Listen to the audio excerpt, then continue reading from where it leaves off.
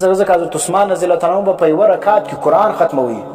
کې بعضې کسان څه دي چې هغه ډېر موحدین ځان ته وایي، توحید والا ځان ته وایي، هغه بیا د کراماتو انکار کوي. هغه بیا راولاړ شي کلکولیټر پر راواخلي وایي یاره قرآن چې دی دونه غټ کتاب دا نو په یوه رکعت کې یا په یوه شپه کې څنګه ختمېږي؟ نه منم. نو چې نه منې نو دا خو کرامت هغه کار ته وایي چې هغه خارق عادت وي، د عادت خلاف وي. معجزه چې کوم هغه د نبي پر لاس ښکاره کړي او کرامت چې کوم د ولی پر لاس ښکاره کېږي. نو په کرامت او په معجزه کې د نبي او د ولی اختیار نشته. نبي او ولی هېڅ اختیار نه لري. او بریلویان څه وایي؟ وایي نبي او ولی چې کوم دي دا د معجزانو د په اختیار ده او کرامت هم په اختیار باندې دي. پر دې باندې باقاعده یو غټه مناظره اوس وسوله. بعض دې کسانو چې ځان ته دیوبندیان ویله او عقیده یې ښکاره شوه د بریلویان دي، لیکن غټ نارې دیوبند ویل عقیده د بریلویان ده. دا عقیده د بریلویان ده چې څوک دا وایي چې کرامت د ولی په اختیار کې دي.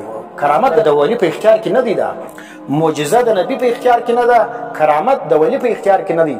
ځکه کرامت چې کوم دا فعل د الله دی، دا پر لاس د ولی باندې ظاهریږي او نبی او ولی په دې کې هېڅ اختیار نه لري.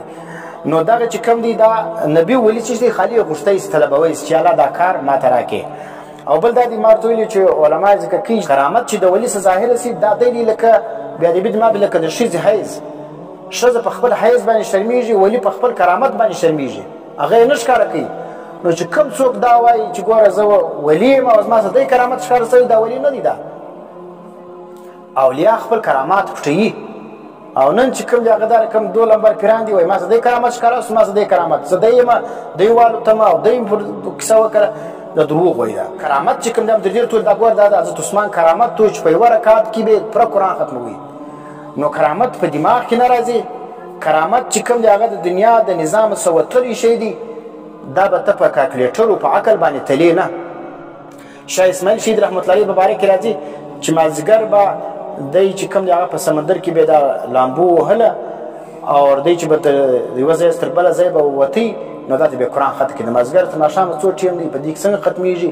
موږ یوه بقره نوس ختمولی او دج به ګرد قرآن ختموي. نو کرامت دا دی چې الله پاک د هغه سړي په ټیم کې دومره برکت واچي، دومره برکت واچي چې هغه ګرد قرآن دی پکې ختم کړي. او ما تا چې کوم دی هغه چونکې بدعمل وي زموږ ټیم سره بې برکته دی. نو د اولیاو ټیم چې کوم دی هغه چې د برکت والا دی.